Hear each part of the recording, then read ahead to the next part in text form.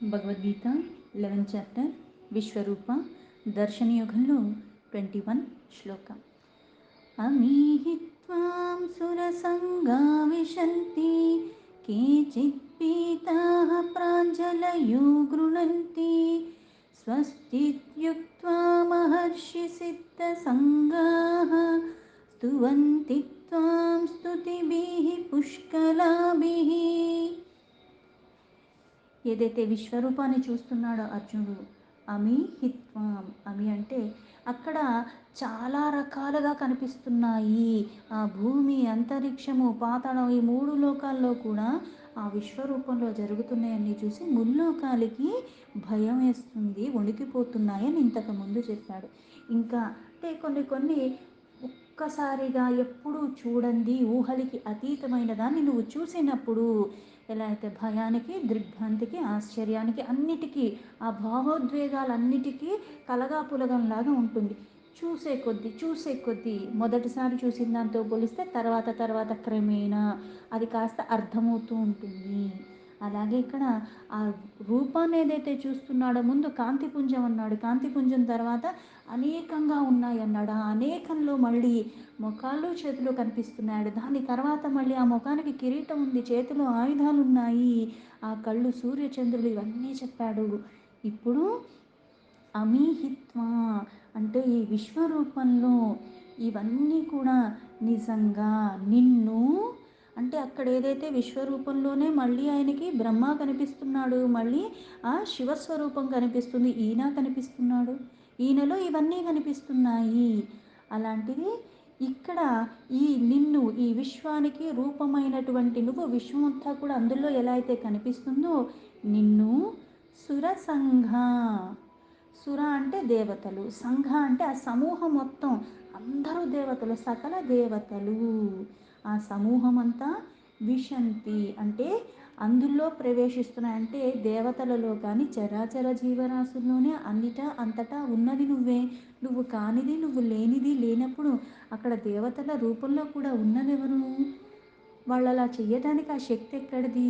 అది కూడా పరమాత్మే. అందుకని ఇక్కడ ఆ దేవతల యొక్క సమూహం అంతా కూడా నీలోనే ప్రవేశిస్తున్నారు. అవి ఉన్నవి నీలోనే, వాటికి కారణం నువ్వే. ఎలా అయితే చరాచర జీవరాశులతో ఈ మొత్తం జగత్తు ఎలా అయితే ఉన్నదో అన్నిటికీ మూలమైన పరమాత్మ దేవతలకు కూడా కారణమైన వాడు. అందుకు ఆ సమూహం మొత్తం కూడా అందులో ప్రవేశిస్తుంది. సృష్టిలో భాగం అవి కూడా, అందుకని అక్కడ ఉన్నాయి. అలాగే కేచిత్ బీతాహ, కేచిత్ బీతాహ అంటే ఇలా దేవతల యొక్క సంఘం మొత్తం కూడా అందులో ప్రవేశిస్తుంది. కొంతమంది భయంతో, కొంతమంది అంటే అందరికీ ఒకదాన్ని చూస్తే ఒక రకమైనది వస్తుందా? లేదు. కొంతమందికి కొన్ని చూస్తే భయం, కొంతమందికి కొన్ని చూస్తే ఆనందం, కొంతమందికి కొన్ని చూస్తే ఆశ్చర్యం. అలాగే నాకు ఆశ్చర్యం కలిగించింది ఇంకొకరికి భయం కలిగించవచ్చు, ఇంకొకరికి భయం కలిగించింది నాకు ఆనందం కలిగించవచ్చు. ఎందుకు? గుణభేదాలతో ఉన్నాం మనం. అందరూ గుణమయంగా ఉన్నప్పటికీ కూడా కొంతమందిలో కొన్ని గుణాలు ఎక్కువగా ఉంటాయి, కొంతమందిలో కొన్ని గుణాలు అణిగిమణిగి ఉంటాయి. సద్గుణాలు సంపన్నంగా ఉన్నవాళ్ళు, సాత్విక భావాలు ఉన్నవాళ్ళు కొంతమంది, రజోగుణం ఎక్కువ ఉన్నవాళ్ళు కొంతమంది, తామసికంగా ఉన్నవాళ్ళు కొంతమంది, జ్ఞానం లేని వాళ్ళు అందరూ, జ్ఞానంతో ఉన్నవాళ్ళు కొంతమంది, ఆ జ్ఞానపరమైన సాధనలు చేస్తూ దాని నుంచి వైదొలిగిన వాళ్ళు కొంతమంది, ఎప్పుడూ జ్ఞానమయంగా ఉండవలసిన వాళ్ళు ఉన్నట్టుగానే ఉంటూ ఆచరించాల్సి ఆచరిస్తూనే ఆ పరమాత్మ యొక్క సాన్నిధ్యాన్ని విడవకుండా ఉన్నవాళ్ళు చాలా అరుదు. ఇలా ఎలా అయితే అనేక రకాలుగా ఉన్నామో ఇంత సమూహం అంతా కూడా అందులోకి ప్రవేశిస్తూ కొంతమంది భయానికి లోనయ్యారు. ఈ భయానికి లోనయ్యే వాళ్ళు ఏం చేస్తున్నారు? ప్రాంజలయో గృణంతి, ప్రాంజలయో అంటే నమస్కరిస్తున్నారు, గృణంతి అంటే ఇక్కడ భయంతో నీకు నమస్కరిస్తమే కాకుండా మళ్ళీ భయం నుంచి తొలగించేవాడెవడు? అంటే ఏ రూపం అయితే అంత భయంకరంగా ఉంటుందో, కాకపోతే భక్తుల మీద వాత్సల్యం కొద్దీ ఆ రూపాన్ని సగుణంగా తీసుకొచ్చి నీకు ఆరాధించటానికి వీలుగా, నువ్వు చేరటానికి వీలుగా నీకు చూపిస్తూ ఉన్నాడు. కానీ ఇది కాదు అసలు పరమాత్మ. అయితే ఆ రూపాన్ని చూసి భయానికి లోనయ్యే వాళ్ళు ఆయనకి చేతులు జోడించి నమస్కరిస్తూ గృణంతి అంటే కీర్తిస్తున్నారు. ఇప్పుడు ఎలా అయితే కొంచెం భయం వేసినప్పుడు సృష్టిలో మనకు అన్నీ తెలుసు, అన్నీ అర్థమవుతూనే ఉంటాయి. సమస్తానికి మూలమైన వాడు చరాచర జీవరాశుల్లో అంతటా ఎప్పుడూ ఉంటున్నవాడు పరమాత్మే. ఆయన కానిది, ఆయన లేనిది లేనప్పుడు దేన్ని చూసి భయపడాలి? ఉన్నదంతా పరమాత్మే కదా! ఏదైనా పరమాత్మయే. అప్పుడు భయం ఎందుకేస్తుంది? పట్టుకుంది ఆయన్నే, అన్నీ ఆయనే. ఈ భావన వచ్చినప్పుడు భావనతో అనుకోవటానికి, ఊహలకి అంతా బాగానే ఉంటుంది. కానీ అనుకోకుండా అకస్మాత్తుగా ఏదన్నా వచ్చినప్పుడు ముందుగా భయం వేస్తుంది. ఆ భయం వేసినప్పుడల్లా నాకు తెలిసింది నువ్వే కాబట్టి నేను నిన్నే పట్టుకుంటాను. అన్నిటికీ మూలం నువ్వే. అందుకు నిన్నే పట్టుకున్నాను. అందుకు నీ నామాలే కీర్తిస్తున్నారు. ఆ భయంతో చూస్తూ చేతులు జోడిస్తున్నారు. నీ నామాల యొక్క కీర్తనలు చేస్తున్నారు. అవి ఎటువంటివి? స్వస్తి యుక్త్వా. ఎలా అయితే మనకి మంగళకరమైనవి, కొంతమందిని ఆశీర్వదించమంటే స్వస్తి వాచకాలు అంటారు. అంటే మంగళకరమైనవి. ఇలా స్వస్తి ఇది యుక్త్వా, మంగళకరమైన విధానంగా ఆ కీర్తనలు ఎలా ఉన్నాయి? మంగళకరమైనంగా వాళ్ళు గానం చేస్తున్నారు. అంటే భయంలో కూడా పరమాత్మకి నమస్కరిస్తూ పరమాత్మ యొక్క మంగళకరమైన వాటినే వాళ్ళు గానంగా చేస్తున్నారు. స్వస్తి యుక్త్వా అంటే ఈ గానాలు చేసేవాళ్ళు కొంతమంది భయానికి లోనే నమస్కరిస్తున్నారని చెప్పారు. ఇక్కడ ఈ సమూహం ఏదైతే లోపలికి వెళుతుందో ఇక్కడ మంగళకరమైనవి స్వస్తి వచనాలతో కూడుకున్నవి పలుకుతూ జయమంగళాలు అన్నట్టుగా ఇటువంటివన్నీ కూడా కీర్తనలు చేస్తూ మహర్షి సిద్ధ సంగాహ, ముందేమో సుర సంఘ అన్నారు, ఇక్కడ మహర్షి సిద్ధ సంగాహ, మహర్షులు సిద్ధులు ఇలాంటి సమూహాలు వీళ్ళందరూ కూడా. అంటే ఇప్పుడు ఎలా అయితే మనకి ప్రథమ, మధ్యమ, అలాగే అధమ అన్నట్టుగా 3 రకాలుగా ఉన్నామో అందరూ మనుషులు అయినప్పటికీ కూడా ఎలా అయితే మనకి మళ్ళీ 4 ఆశ్రమాలు ఉన్నాయి. బ్రహ్మచర్య ఉంది, అలాగే గృహస్థ, వనప్రస్థ, సన్యాసాశ్రమం. ప్రతి ఆశ్రమంలో కూడా అప్పుడు నరులుగా అందరూ ఉన్నప్పుడు కూడా అందులో శ్రేష్ఠులైన వారు కొంతమందే. అందుకే నరశ్రేష్ఠ, మునిశ్రేష్ఠ అని అంటూ ఉంటాం. అయితే ఇక్కడ ఈ మహర్షులు ఒక సంఘము, అలాగే సిద్ధులు. మహర్షులు ఎవరవుతారు? మహా ఋషులు. ఋషులలో ఉన్నవాళ్లే మహాగా ఎప్పుడవుతున్నారు? ఆ పరమాత్మ ఒక్క తత్వాన్ని అంత చక్కగా తెలుసుకుని ఆ పరమాత్మ తప్పితే ఇంకా ఏదీ కాకుండా తనకి పరమాత్మకి భేదం లేకుండా, ఎలా అయితే మనకి ముందుగా చెప్పినట్టుగా ప్రజ్ఞావంతుల్లో ప్రజ్ఞకి కారణం నేను, గుణవంతుల్లో గుణానికి కారణం నేను, బలవంతుల్లో బలానికి కారణం నేను, తేజవంతుల్లో తేజస్సుకి కారణం నేను. అన్నిటికీ కారణమైన పరమాత్మ కొన్ని వాటిలో విశేషంగా కొంచెం అధికంగా ఉంటుంది. అది కూడా పరమాత్మ యొక్క కృప వల్లే ఉన్నది. అందుకే ఇక్కడ ఈ మహా ఋషులు అలాగే సిద్ధ పురుషులు, మహర్షులు సిద్ధ పురుషుల యొక్క సమూహం మొత్తం కూడా స్తువంతిత్వం, స్తువంతి ఇతిత్వం అంటే వీళ్ళు కూడా స్తుతిస్తున్నారు. అంటే భయానికి లోనైన వాళ్ళు నమస్కరించి నిన్నే కీర్తిస్తున్నారు మంగళకరమైన వాటితో. అలాగే మహర్షులు సిద్ధ పురుషులు వీళ్ళందరూ కూడా నిన్నే కీర్తిస్తున్నారు. అంటే భయానికి లోనైన వాడు కీర్తిస్తాడు, తత్వం తెలిసినవాడు కీర్తిస్తాడు, నువ్వు కాకపోతే ఇంకా ఏదీ లేదన్న భావనతో కూడా ఆనందంగా కీర్తించే వాళ్ళు కూడా సిద్ధులు పొందిన వాళ్ళు. అంటే ఒక కోరికతో కొన్ని చేస్తుంటాం, కోరిక తీరాక మళ్ళీ చెయ్యం మనం సహజంగా. కానీ సిద్ధులు అంటే ఏవైతే అష్టసిద్ధులు అంటారో అవన్నీ పొందిన వాళ్ళు, ఆ పరమాత్మ యొక్క సాన్నిధ్యంలో ఇన్ని పొంది కూడా ఆ పరమాత్మను వీడవకుండా, కొన్ని మనకి స్వల్పంగా లభిస్తేనే మనకి తెలియకుండానే వికారాలు వచ్చి కూర్చుంటాయి. కానీ దానికి తావు లేకుండా ఆ పరమాత్మని స్తుతిస్తూ ఉంటారు. ఆ పరమాత్మ యొక్క సాన్నిధ్యంలోనే ఉంటారు. అలా కీర్తిస్తున్న తత్వాన్ని తెలుసుకోవటం కాకుండా ఆ తత్వాన్ని మళ్ళీ ఇతరులకు కూడా బోధిస్తూ ఉంటారు. గృణంతి అని చెప్పి, స్తువంతి అని చెప్పి, స్తుతిభి అని కూడా చెప్తున్నారు. అంటే ఇక్కడ దేవతలు భయానికి లోనైన వాళ్ళేమో అక్కడ నామగుణాలనే కీర్తిస్తున్నారు. మహర్షులు సిద్ధులు ఈ సమూహం అంతా కూడా ఆయన్నేమో స్తువంతి అంటే స్తుతుల ద్వారా స్తుతిస్తున్నారు.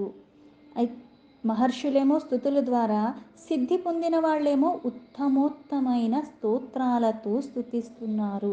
అందరూ చేసేది అవే. ఇప్పుడు ఎలా అయితే కొంతమంది అష్టోత్తరాలు చదవగలరు, కొంతమందేమో కొంచెం కొంచెం ఇంకా ఎక్కువగా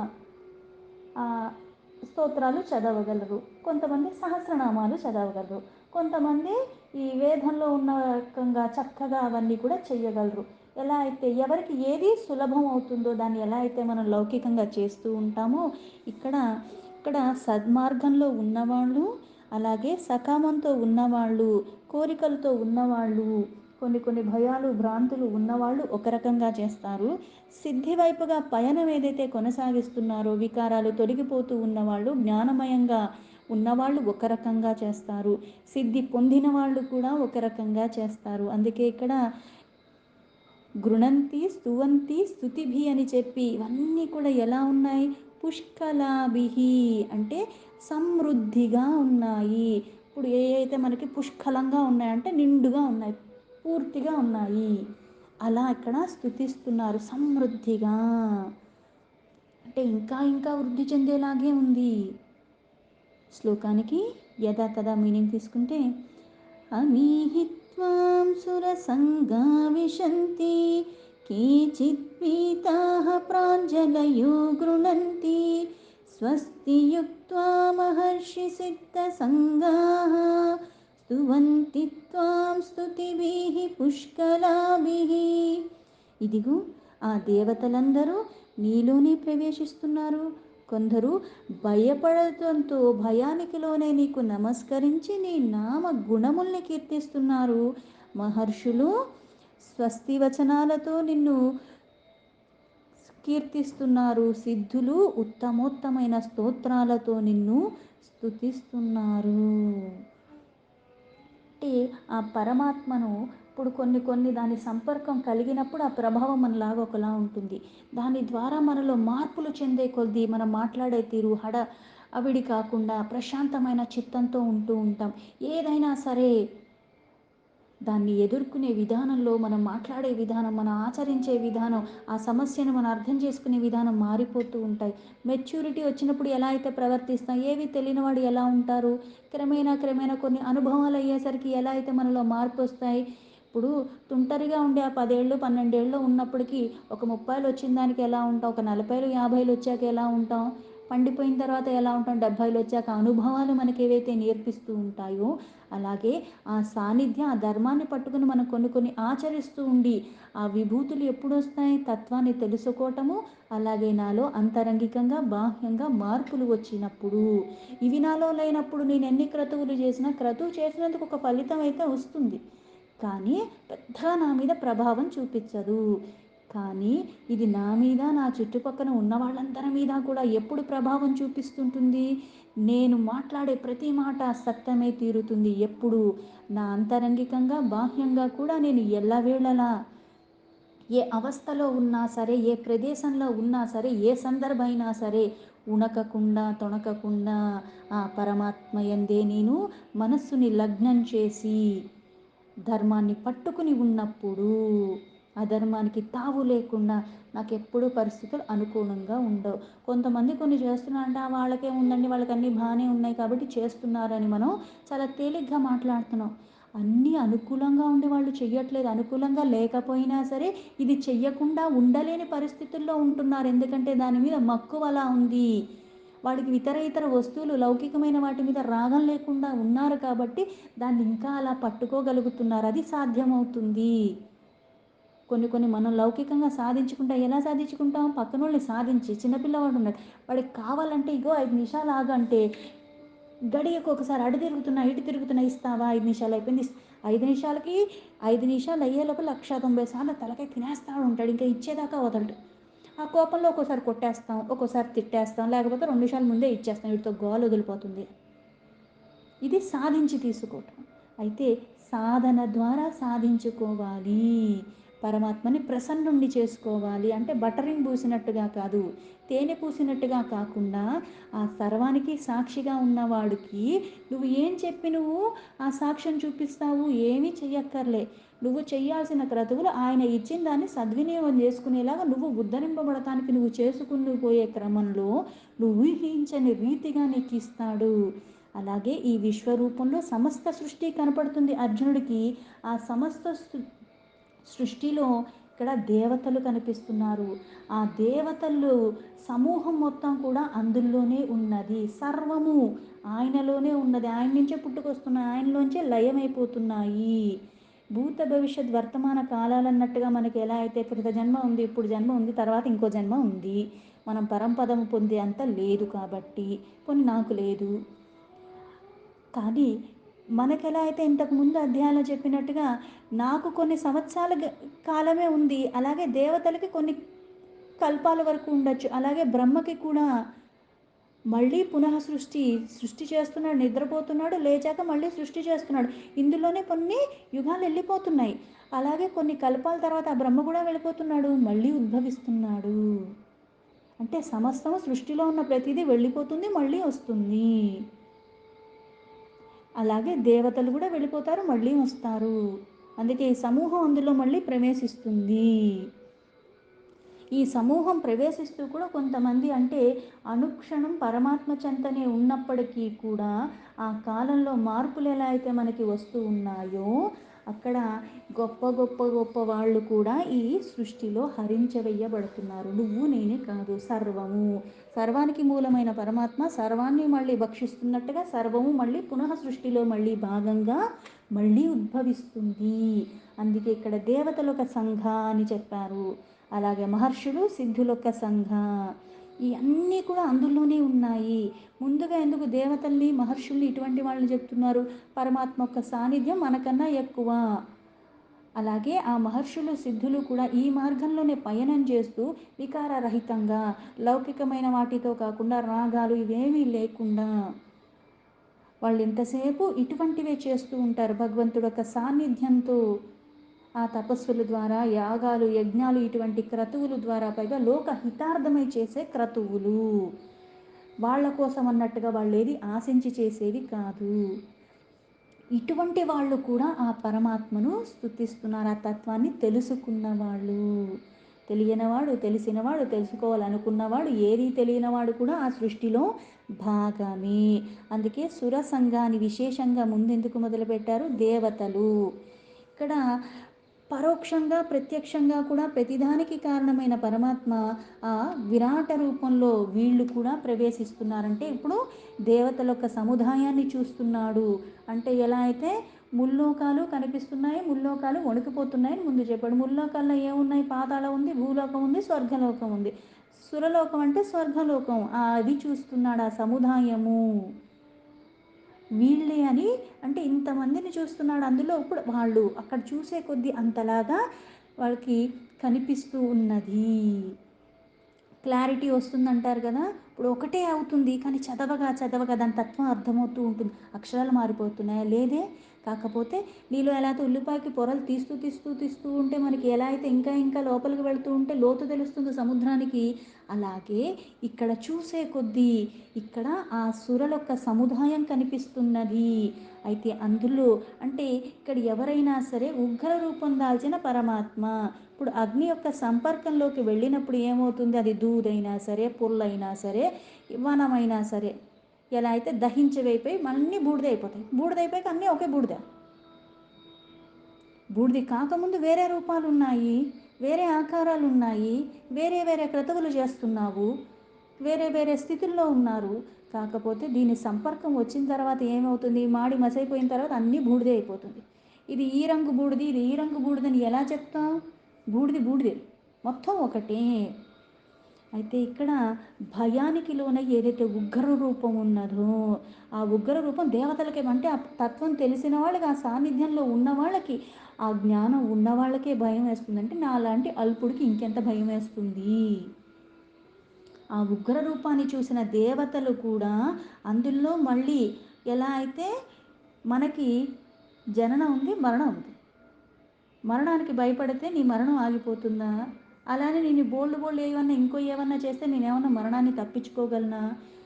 లేదు. పుట్టినవాడు మరణించక తప్పదు.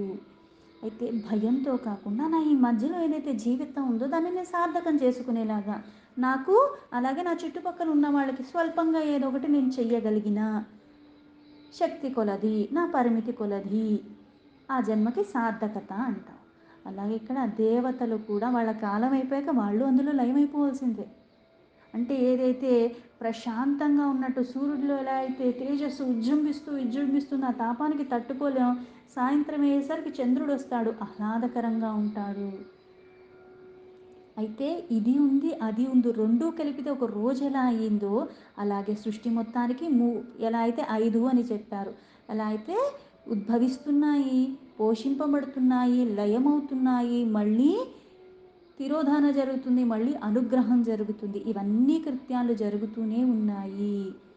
వాళ్ళు కూడా వాళ్ళ కాలం అయిపోయిన తర్వాత మళ్ళీ అందులో అయిపోవాలి. మళ్ళీ అంటే కర్మఫలం ఎలా అయితే మనకి ఉందో వాళ్ళకు కూడా ఉంది. అందుకే చాలా వింటూ ఉంటాం కథల రూపంలో మనకు కొన్ని కొన్ని ఉపాఖ్యానాలుగా వింటూ ఉంటాం. ఏమని దేవతలు కూడా శాపం కొద్దీ మళ్ళీ వాళ్ళ కర్మలు కొన్ని కొన్ని చేసిన వాటి కొద్దీ మళ్ళీ వాళ్ళు మానవ జన్మ ఎత్తాల్సి వచ్చింది అని, లేకపోతే ఇంకో శాపం కొద్దీ ఇంకో దగ్గర ఎక్కడో వెళ్ళాల్సి వచ్చి మళ్ళీ అక్కడ వెళ్ళటానికి మళ్ళీ ఇంత వ్యవధి పట్టింది అని. అది అనుభవించక తప్పదు ఎవరైనా సరే కర్మ. అందుకే ఇక్కడ ఇవన్నీ చెప్తూ మళ్ళీ మహర్షులు, సిద్ధి ఇటువంటి వాళ్ళు కూడా, అంటే దేవతలొక్క సంఘం సమూహము, మహర్షులొక్క సమూహము, సిద్ధులొక్క సమూహము. ఎలా అయితే దుష్టుడైనా శిష్టుడైనా మానవుడైనా జీవుడు ఏదైనా అయితే జీవరాశి ఏదైనా సరే పక్షులు ఇవన్నీ కూడా ఎక్కడికి నుంచి వచ్చాం, అక్కడి నుంచే వచ్చాం. రూపాలు వేరుగా ఉన్నాయి, ఆకారాలు వేరుగా ఉన్నాయి, మనం చేసే పనులు వేరుగా ఉన్నాయి, మనం ఆలోచించే విధానాలు వేరుగా ఉన్నాయి. మళ్ళీ వెళ్ళేది ఎక్కడికి, అక్కడికే వెళుతున్నాము. అందుకే అన్నీ అక్కడే కనిపిస్తాయి. ఈ సమూహము ఆ సమూహము ఇక్కడ వీళ్ళు కూడా పుష్కలంగా ఏం స్తోత్రాలు చేస్తున్నారు, ఏం స్తుతులు చేస్తున్నారు. ఎలా అయితే మారీచాది ఇటువంటి మహర్షులందరూ ఉన్నారు, వీళ్ళ సమూహము వాళ్ళందరూ కూడా భగవంతుడు యొక్క తత్వ రహస్యాలు పూర్ణంగా తెలిసిన వాళ్ళు, యథార్థంగా తెలిసిన వాళ్ళు. అయితే ఆ ఉగ్ర రూపాన్ని చూసి వాళ్ళు భయపడట్లేదు, సురగణములు భయపడుతున్నారు. కానీ మహర్షులు సిద్ధి పొందిన వాళ్ళు అక్కడ రూపాన్ని చూసి భయానికి లోనవ్వట్లేదు. ఆనందంతో పారవశంతో జగత్ కళ్యాణంగా ఉన్నదాన్ని చూసి మధురంగా ఎన్నో రకాల స్తోత్రాలతో భక్తితో శ్రద్ధతో పరమాత్మను స్తుతిస్తున్నారు. అదే రూపం, మార్పు చెందట్లేదు. ఇప్పుడు ఇప్పుడు నాకే 3 పిల్లలు ఉన్నారనుకుందాం. ఒకడు బాగా వెధ పనులు చేస్తాడు, ఒకడు మంచి పనులు చేస్తాడు, ఒకడు అటు ఇటు కాకుండా ఉంటాడు, అది చేస్తాడు ఇవి చేస్తాడు, కనిపించకుండా చేస్తూ ఉంటాడు. అయితే తప్పు చేయని వాడికి భయం ఉండదు, నేనేం చేయలేదు కదా నన్ను ఎందుకు కొడతారు అని. తప్పు చేసిన వాడికి తెలిసిపోయిందని భయం వేస్తూ ఉంటుంది. తప్పు చేసి కూడా ఇట్లా విచ్చలవిడితనం వచ్చేటప్పటికి రెక్లెస్నెస్ అంటాం కదా, అలాగా వాళ్ళు కొంతమంది ఉంటారు. ఇప్పుడు ఎవరికీ కనిపించకుండా తప్పు చేస్తున్నాడు కానీ పైకి మంచిగా నటిస్తూ ఉన్నారు. ఇటువంటి వాళ్ళకి ఏమవుతుంది, తెలిసిపోయిందో లేదో ఈ అనుమానంలోనే ఉంటూ ఉంటాడు. ఎందుకంటే ఎవరికీ తెలియకుండా చేసుకుంటూ వచ్చేస్తున్నాడు, ఆనందాన్ని అనుభవించేస్తున్నాడు. మళ్ళీ తెలిసిపోతుందేమో, ఇప్పుడు దాకా నేను ఏదైతే కాపాడుకుంటూ వచ్చానో ఇది ఇప్పుడు వాళ్ళకి తెలిసిపోతే నేను ఇలా కాదని తెలిసిపోతుంది కదా. అంటే ఇన్ని రకాలుగా ఉన్నాము. కొంతమంది కోరికతో పూజిస్తారు, కొంతమంది జ్ఞానం కావాలని, కొంతమంది పరమాత్మను తెలుసుకునే ప్రయాస చేస్తూ ఉంటారు. అది ఎప్పటికి తెలుస్తుంది అంటే ఎవరికీ తెలియదు. కాకపోతే ఆ ప్రయత్నాన్ని విడవకుండా పట్టుకుని ఆ తత్వాన్ని తెలుసుకుని నాంతూ ఉంటే ఎలా అయితే ఉంటుందో అలాగా భయం అన్నది అటువంటి వాళ్ళకి ఉండదు. జ్ఞానం లభించినప్పుడు అజ్ఞానం తొలగిపోయినప్పుడు, ఎందుకు పరమాత్మ కానిది లేనిది ఏదీ లేదు. దేనన్నా చూసి ఎందుకు భయపడాలి, అన్నీ పరమాత్మ సృష్టిలో భాగమే కదా. అలాగే జ్ఞానం రానంత వరకు భయం ఉంటుంది, అనుమానాలు ఉంటాయి. అవి తొలగిపోయినప్పుడు, పూర్ణంగా పరమాత్మతత్వం గ్రహించగలిగినప్పుడు అప్పుడు ఆ ఆనందంతో పారవశ్యంలో స్తుతిస్తావు. అది భేదం ఇక్కడ. సురసంఘ అలాగే మహర్షి సంఘ సిద్ధ సంఘ అందరూ స్తుతిస్తున్నారు. వీళ్ళందరూ కూడా నిన్ను ఘనంగా భక్తితో శ్రద్ధతో వివిధమైన స్తోత్రాలతో అందరూ స్తుతిస్తున్నారు. అంటే కర్మ ద్వారానే ఎలా అయితే అది ఎవరైనా సరే, అటు సురులైనా మహర్షులైనా సిద్ధులైనా, మనం గృహస్థులో ఉంటే ఒక రకమైన కర్మలు చేస్తాం, వనప్రస్థలో ఉంటే ఒక రకమైనవి చేస్తూ ఉంటాం. నియమాన్ని ఉల్లంఘించకుండా భక్తితో శ్రద్ధతో ప్రపంచానికి శాంతి సౌభాగ్యాలు అన్నీ కూడా ఇస్తున్న పరమాత్మని వివిధమైన నామాలతో ఆ గుణాలతో ఋషిగణములందరూ కూడా అందరికీ, అంటే స్వార్థం లేకుండా అందరికీ కళ్యాణం కోరుకుంటూ లోకహితార్థమై అంటాం. స్తుతులు చేస్తూ ఉంటారు. అందుకే ఇది బ్రహ్మకృత అని, లేకపోతే ఇది ఇంద్రకృత అని, ఇట్లాంటి కొన్ని కొన్ని స్తోత్రాలు అవి చదివినా విన్నా కూడా మనకి మంచిదంటే కొన్ని శబ్ద తరంగాలతో భావన మారే కొద్దీ ప్రతిఫలం మారిపోతూ ఉంటుంది. ఇక్కడ గుణాలతో కూడుకున్న శరీరాలు ఉన్నప్పటికి కూడా కొన్ని కొన్ని సహజంగా మనం చేసే కర్మలు బట్టి మనలో మళ్ళీ లోపాలు వస్తూ ఉంటాయి. అయితే ఇక్కడ లోపాలు ఉన్నా లేకపోయినా సరే ఇక్కడ దేవతా గణములైన మహర్షి గణములైన సిద్ధ గణములైనా సరే అందరూ కూడా పరమాత్మనే ఆశ్రయించి ఉన్నారు. ఆయన యొక్క సాన్నిధ్యాన్ని సాయుధ్యాన్ని పొంది అక్కడ సిద్ధి లభించిన కారణంగా వాళ్ళు మళ్ళీ దేవతలవుతున్నారు. ఆ పరమాత్మలోనే అందరూ చేరేది. ఎలా అయితే నువ్వు చేసిన పుణ్యానికి కారణంగా కొన్ని పుణ్యప్రదమైనవి అనుభవించి మళ్ళీ నువ్వు ఇక్కడికే భువికే వస్తావు అని కూడా ఇంతకు ముందు చెప్పారు. అంటే భయంతో వణికిపోతున్నా ఎలా ఉన్నా సరే, అనుమానం వచ్చినా ఏదొచ్చినా సరే, ఏది మనలో లోపం ఉన్నా సరే సరి చేసుకోవటానికి, నన్ను నేను ఉద్ధరించుకోవటానికి పట్టుకోవాల్సిన విధానంగా నేను పరమాత్మని పట్టుకోవాలి. భక్తితో, భయంతో కాదు. అందుకే భక్తి ఉంటే భయం ఉండదంటారు. భయం ఉంటే భక్తి లేదని అర్థం. చాలామంది నమస్కరిస్తుంటారు. అయితే నిజంగా మన మీద గౌరవంతోనా అంటే మనకు భయపడి నమస్కరిస్తున్నారో, లేకపోతే మళ్ళీ లేనిపోని గోల ఎందుకని నమస్కరిస్తున్నారో, మన మీద నిజంగా అపారమైన అంత భక్తి ఉండి గౌరవం ఉండి నమస్కరిస్తున్నారా అన్నది వాళ్ళు చేసేదాన్ని బట్టి మనకు తెలీదు. కానీ సర్వము చూస్తున్నాడు పరమాత్మ. నువ్వు ఏ క్రతువు చేస్తున్నావు, ఏ భావంతో చేస్తున్నావు, మళ్ళీ ఏది కావాలని ఆశించి చేస్తున్నావు. అందుకని భయంతో కాకుండా భక్తితో పట్టుకోవాలి. కోరికతో కాకుండా కోరికే పరమాత్మే పట్టుకోవాలి. మనకి స్థాయికి తగ్గట్ట మన జ్ఞానానికి తగ్గట్టుగా అందరూ ఆశ్రయించింది పరమాత్మనే. అందరూ చేరుకునేది పరమాత్మ. అందరూ తెలుసుకోదగినది కూడా నిన్ను ఒక్కడినే అన్న భావనతో చెప్తాను. సురులైన మహర్షులైన సిద్ధులైన మానవులైనా సరే. దీంతో భగవద్గీత 11 చాప్టర్ విశ్వరూప దర్శన యోగంలో 21 శ్లోక సంపూర్ణ.